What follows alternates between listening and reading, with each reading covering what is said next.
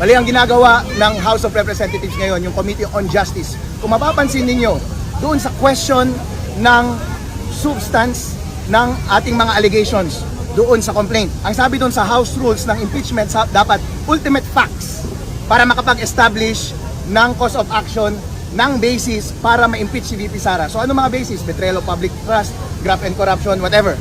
Pero dapat linay out nila yung elements ng crime at dapat linay out din nila yung ultimate facts para magkaroon ng sinasabing sufficient in substance dahil yun yung required ng ating batas. Kapag hindi mo sinunod yun, grave abuse of discretion yun ng Committee on Justice. Hindi mo pwedeng sabihin na political process ito dahil requirement ng batas na doon sa complaint mo, kompleto yung allegation mo ng iyong ultimate facts. Kaya doon sa ating mga complaint, walang kalaman-laman, hindi po ba?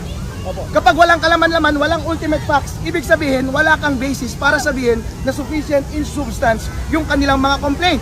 At ang Supreme Court, pwede niyang pansinin yon at sabihin niyang grave abuse of discretion ang ginawa ninyong pagboto at pagpasa ng impeachment complaint laban kay VP Sara Duterte. Pero ano ang ginagawa nila ngayon? Kapag wala ka kasing ultimate facts, ang ginagawa, fishing expedition. Ibig sabihin, witch hunt. Naghahanap sila ng ebidensya dahil in the first place, wala silang ebidensya.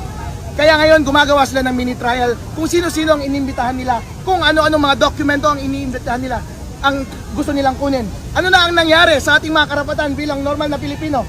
Ang ating karapatan sa ating pribasiya, ang ating karapatan na pamunuan ng maayos ng mga leader ng ating lipunan. Paano na ang ating karapatan at ang ating mandato na pamunuan tayo ni VP Sara? Bakit ninyo binabaliwala ang rules, ang mga batas ng ating Committee on Justice sa House of Representatives? Binabaliwala ninyo dahil gusto nyo lamang siya i-impeach? Bakit gusto nyo siya i-impeach? Para hindi siya makatakbo bilang presidente sa 2028? Pero tanungin mo, ang buong Pilipinas, sino ang gusto nilang maging presidente sa 2028? Si VP Sara.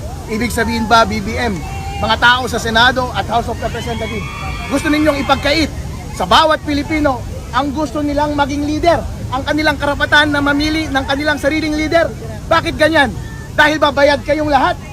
Lahat ng ibinayad sa inyo ay pera yan ng taong bayan. Dapat ibalik nyo sa kanila, pagsilbihan nyo sila at sundin nyo kung ano ang kanilang ninanais. Ang pinakapangit na pwede ninyong gawin ay ninakaw nyo na nga ang kanilang pera, hindi nyo pa sila pababayaan na mamili ng kanilang susunod na Pangulo.